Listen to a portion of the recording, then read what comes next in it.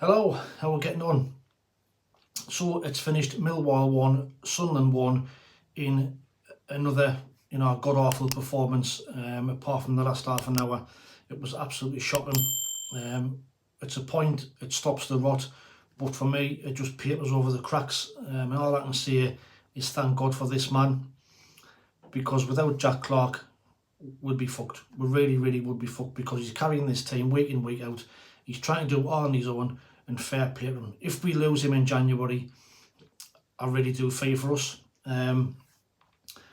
Today was absolutely awful. Team selection wise, so we started off with 4 changes. So it was Patterson in goal, it was Trey Hume, Dan Ballard, Luke O'Nien and Niall Huggins came in for Jensen Sealt. In the middle it was Dan Neil, Pierre Equalizer came in for Job, and Adil Sheesh kept his place 3 in the middle. Out wide, Abdullah Barr came in for Patrick Roberts. Left hand side was Jack Clarke, and up front Mason Burstow came in for Eliza Mienda. So, to be fair, the changes that he's made, I know we've been crying out for changes to the side, but the changes today were absolutely awful. We were woeful in the first half. It's the same old tactics. It's boring side to side play. This switching between Hume, keep getting inside and getting caught out of position time and time again. Trying to get the ball to Clarke. To be fair to the full back for Millwall today, in the first half especially, kind of marked him out the game, getting no joy out of him down that right hand side, the right hand side for Millwall.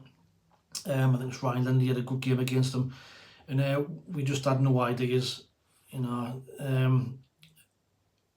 I said, it was awful to watch. Abdullah Barr was absolutely woeful in the first half, offered absolutely zero. Mason Burstow, again, woeful, not holding the ball up, again, not offering anything at all. Sheesh in the middle, trying these little tricks and flicks, not coming off. When you replace like Millwall, you have to make the ball stick. You have to keep hold of the ball and try and make things happen that way. But tactical wise, it's horrible. It's absolutely horrible to watch. There's nothing going forward, and it's all aimed at the left hand side. Apart from a few, odd balls where O'Nien was hitting a few crossfield balls that come off once or twice. But apart from that, it was terrible. It was terrible. And then obviously in 44 minutes, Dan Ballard goes flying out in the midfield to try and make a challenge for what reason I do not know. He gets caught out of position, gives the foul away and gets booked at the same time. Norton Cuffy then has loads of space down the right hand side. He plays the ball in. O'Nien's in there by himself. Trey Hume just ambles back instead of sprinting back to try and help out. There's Kevin Nisbet in the middle. Good finish, bottom left hand corner, and it's 1-0. And it had been coming. So we got into half time 1-0, and Tony Mowbray has to surely change things. We've got to start changing these tactics. But we come up with the same team, and again it's more the same. It's awful on the eye. Again, offering nothing, no thought into the play, sloppy balls, giving the ball away time and time again. Then on 56 minutes, I think he'd seen enough. We then make 3 changes. So Bradley Dack, Alex Pritchard, and who was the other one? Roberts came on for Barr, Sheesh and Burstow. Like I said, them 3 were absolutely terrible at the DMIs. They offered absolutely zero and contributed zero to the team. And this just kind of shows you the tactics. You need a goal. Tony Mowbray takes off the centre forward, so we end up playing with no centre forwards. And would you believe, we start playing better. So this is what I've been saying for weeks and weeks. Where you're playing the tactics with the centre forward as though we haven't got one. We're not getting them into the game. Burstow guns off. We've now got Pritchard, Dack, Roberts, Clarke, all playing these little intricate passes, and we'll start looking 100 times better. But to me, that's not the way. That's not the way forward. We need to be playing to get our strikers into the game. Then on 70 odd minutes, 78 minutes, or 73 minutes, Mienda came on for Dan Neil. And then for once, Jack Clarke starts getting into the game. He starts causing trouble. He goes down left hand side, cuts inside, was just about to put the ball across. Leonard brings him down in the box. It's a blatant penalty. Up steps Clarke himself. To be fair, the goalkeeper probably should have saved it. He dived over the top of it, but we'll take it. It's 1-0, it's 1-1. Then we're thinking, can we actually go on and win the game? But to be fair to Millwall, they actually finished the game the stronger. You know, I think there was one before 5 minutes from the end. They pinched the ball, I think, where the referee gives a free kick, and it wasn't a free kick, so we're lucky that we got away with one. And the game peaks out to a 1-1 draw. Obviously, we'll take a point. I predicted a 2-2 draw before the game, but for me, it's just papering across the cracks. It was a good, awful performance for 60 minutes. Nothing had changed. It was the same as the previous 2 games against Huddersfield and Plymouth. We've played 3 teams in the bottom half, by the bottom 5 or 6 of the table. We've taken 1 point. You know, it took a penalty to snatch a point a day, because apart from that, we didn't look like scoring at all. And it's just frustrating for me.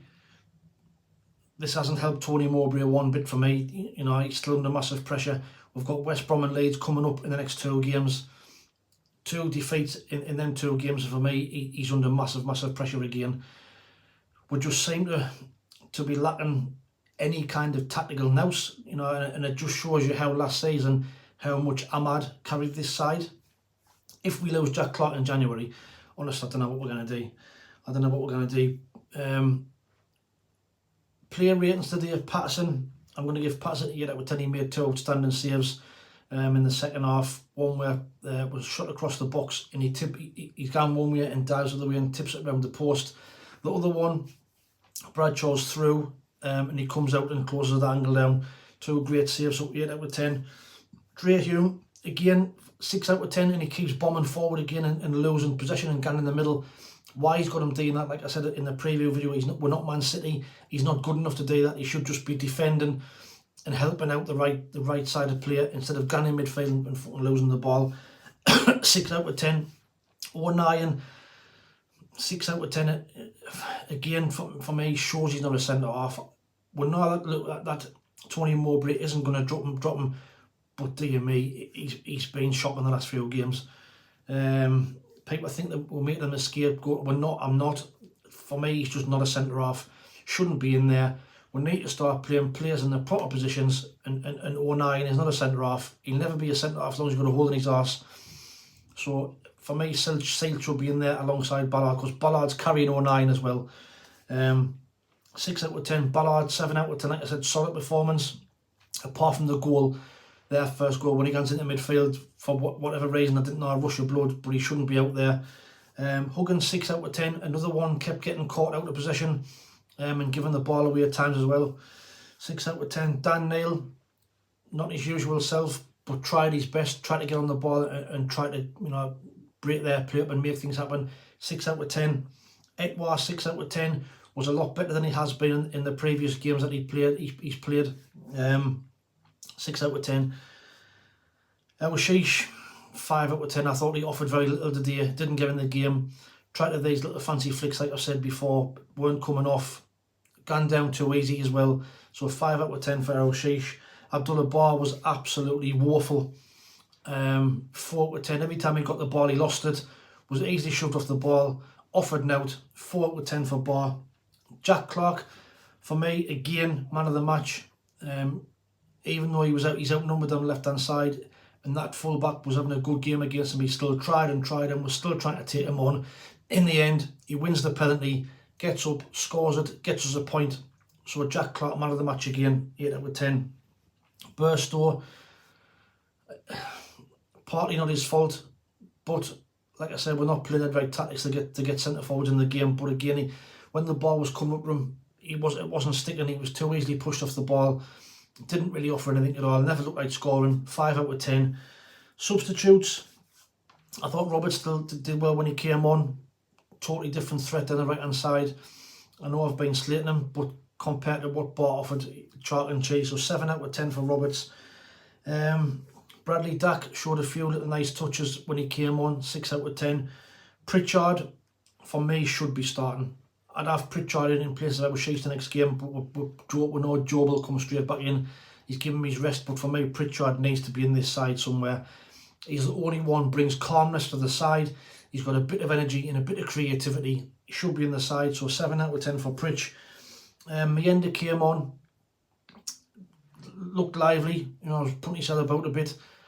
A couple of little nice turns, but 6 out of 10, couldn't really get in the game. He ended the last 15 minutes, so 6 out of 10. But let me know what your thoughts are in the comments below. Like I said, for me, it's a point. I would have took a point before the game based on our recent form, but you know, it was probably a fair result on the day. But for me, still a god awful performance against a team who was struggling. So that's 3 teams in the bottom 5 of the league we've struggled against.